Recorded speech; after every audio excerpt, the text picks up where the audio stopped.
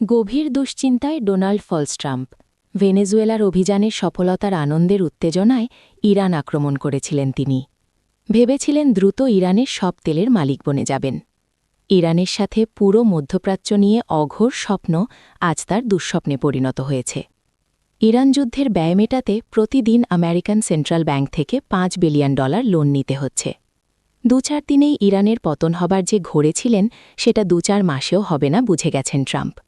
২-৪ বছরেও ইরানের পতন সম্ভব নয় নিত্যযুদ্ধের ব্যয় মেটাতে গিয়ে পড়ছেন মার্কিন কেন্দ্রীয় ব্যাংকের চাপে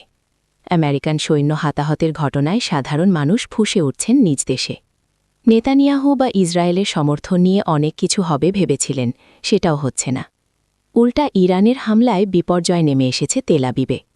আরব বিশ্ব ক্রমাগত চাপ দিচ্ছে যে কোনো মূল্যে যুদ্ধ থামানোর জন্য প্রতিদিন মধ্যপ্রাচ্যে শত শত বিলিয়ন বাণিজ্য বিপর্যয় হচ্ছে এই ক্ষতি তারা কিভাবে পেশাবে সেই চিন্তায় অস্থির কার্যত আরব বিশ্বের সকল ব্যবসা বাণিজ্য বড় বিপর্যয় নেমে এসেছে বিশ্বের অন্যতম সেরা ধনী দেশ বলে পরিচিত কুয়েত কাতার সৌদি আরব দুবাই প্রতিদিন পিছিয়ে যাচ্ছে আর এই সব কিছুর চাপ পড়ছে ডোনাল্ড ট্রাম্পের ওপর তার উন্মাদনার জন্য আজ চরম মূল্য দিতে হচ্ছে আরব বিশ্বসহ সারা বিশ্বকে ডোনাল্ড ট্রাম্প সত্যিই ইতিহাসের মিথ্যা শাসক হিসাবে চিহ্নিত হয়ে যাচ্ছে সামান্য এক ইরান তাকে এভাবে নাজেহাল নাস্তানাবুদ করে দেবে সেটা ছিল কল্পনারও বাইরে